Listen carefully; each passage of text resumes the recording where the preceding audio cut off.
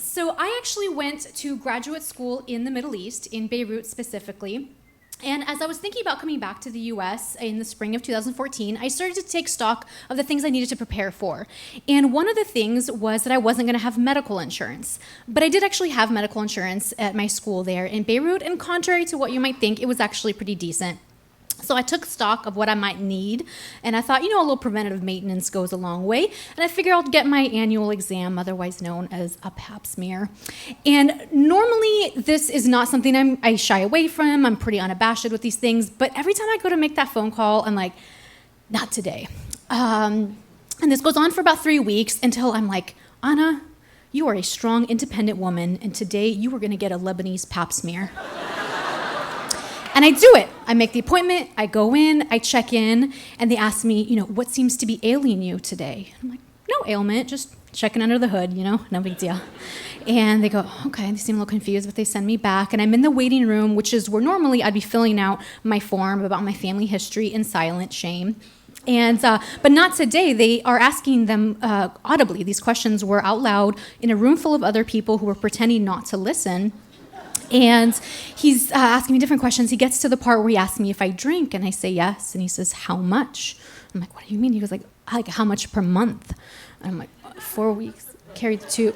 I don't know, 20?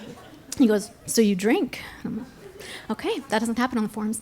So then they send me into the room, and I'm waiting for the doctor to come in, and the door opens, and this sweet, angelic woman comes in with rosy cheeks and bright eyes, and she is veiled head to toe.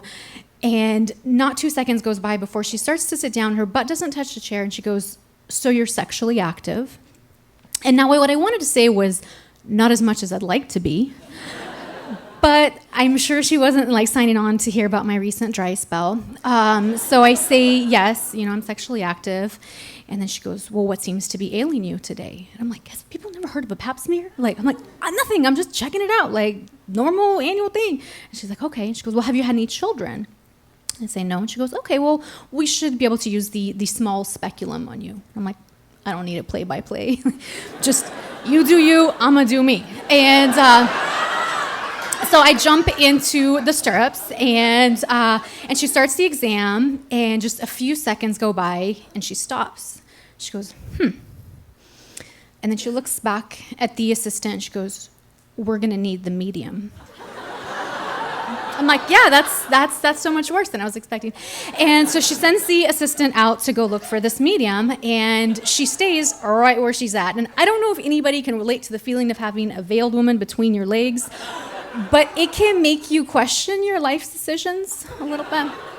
And I'm not really good with awkward silence, so we start talking a little bit. She's apologizing. She's like, I'm sorry, it's just normally women in your condition, we can use the small, but not you. And I'm like, no. I'm sorry, because what else do you say at a time like this?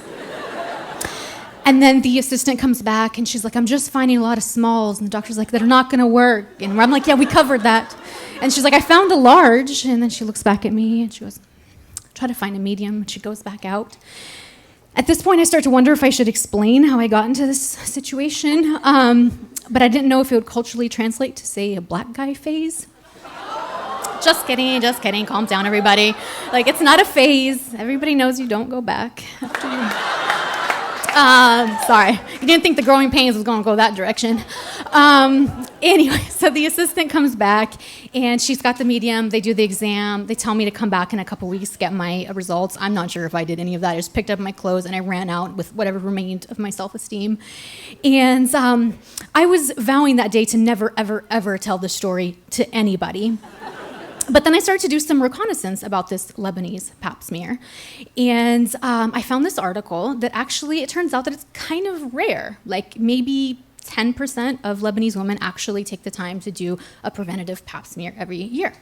And so I'm reading this, and it's even lower. It's non-existent for unmarried women to be doing this, because to do so would be to admit in public that you're sexually active, and they are, just saying. I'm not calling anybody out by name. And so I'm reading this, and I'm taking stock of that day, and I'm like, okay, so yes, it is true that on that day I had a unexpectedly large vagina for the situation. I can accept that. But as I'm reading this, I'm starting to think to myself, I'm kind of a pioneer, you know? And if I do say so myself, I'm a goddamn hero. Thank you.